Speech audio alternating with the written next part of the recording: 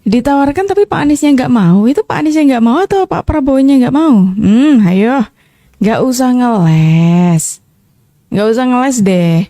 Mendingan udah ngaku saja kalau sebetulnya nggak ada yang nawarin, makanya Pak Anies disodor-sodorin gitu kan biar dapat jabatan gitu. Kok ngebet banget ya? Emang ada apa sih kok ngebet banget? Kok rasa-rasanya kayak harus banget Pak Anies biar dapat jabatan gitu? Adakah tanggungan gitu atau mungkin dompetnya udah nipis kali ya? Makanya aduh, ini udah kepepet banget nih gitu. Halo Bray, gimana kabarnya nih buat para termul nih? Baik-baik aja ya hari ini ya. Kepalanya sudah sehat belum? Karena kan selama ini kepala termul kan kosong nih. Sudah ada isinya ya, saya harap ya hari ini ya. Jadi para termul, bagaimana nih melihat berita di atas ini? Apa yang ada di pikiran Anda nih para termul? Anda akan menyerang Jokowi. Woi, Jokowi didukung oleh Islam garis keras. Jokowi adalah didukung orang-orang yang teroris. Jokowi didukung orang-orang yang suka menyebar. Anak konten nemu berita begini langsung dia nyerang kita-kita. Ayo dong termul serang Pak Jokowi. Kalau Pak Jokowi ini didukung Islam garis keras di belakangnya. Ternak konten dengar ya. Abu Bakar Ba'asyir datang ke rumah Pak Jokowi secara baik-baik dan dia memberikan nasihat tentang Islam. Abu Bakar Ba'asyir ini menyuruh Pak Jokowi agar menerapkan hukum Islam di Indonesia. Meskipun saya juga tidak setuju kalau hukum Islam ini diterapkan di Indonesia, tidak cocok ya bagi saya. Dan Abu Bakar Ba'asyir ini juga pernah berkirim surat kepada Mas Gibran dan Pak Prabowo agar di Indonesia ini diterapkan hukum Islam. Ya, kemungkinan besar Pak Prabowo juga seperti saya tidak akan pernah setuju kalau di Indonesia ini diterapkan hukum Islam.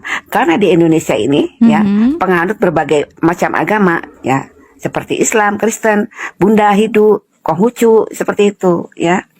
Jadi masalah didukung atau tidak mendukung ya, bukan itu masalahnya ya.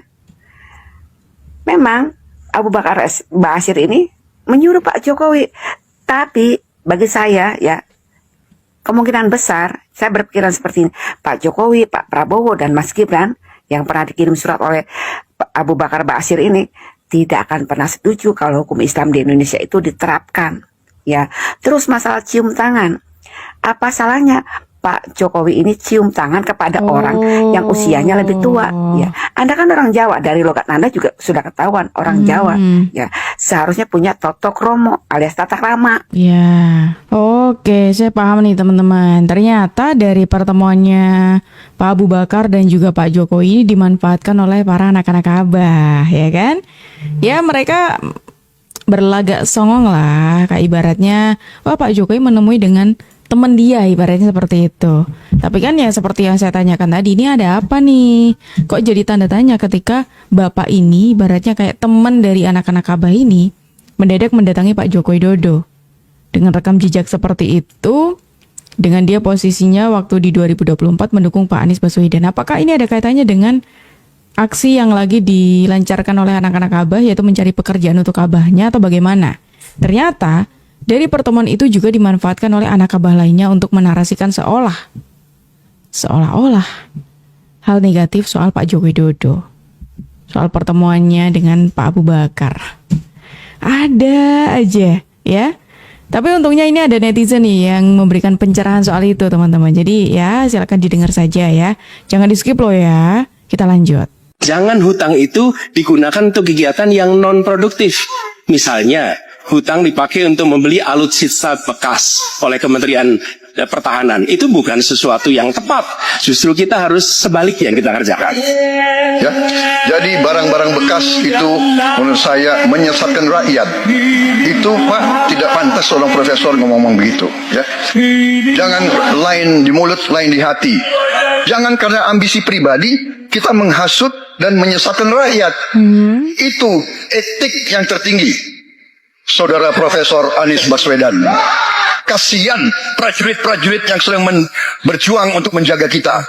Polisi-polisi yang menjaga kita. Kasihan kalau ada calon-calon pemimpin yang kerjanya hanya menghasut saja.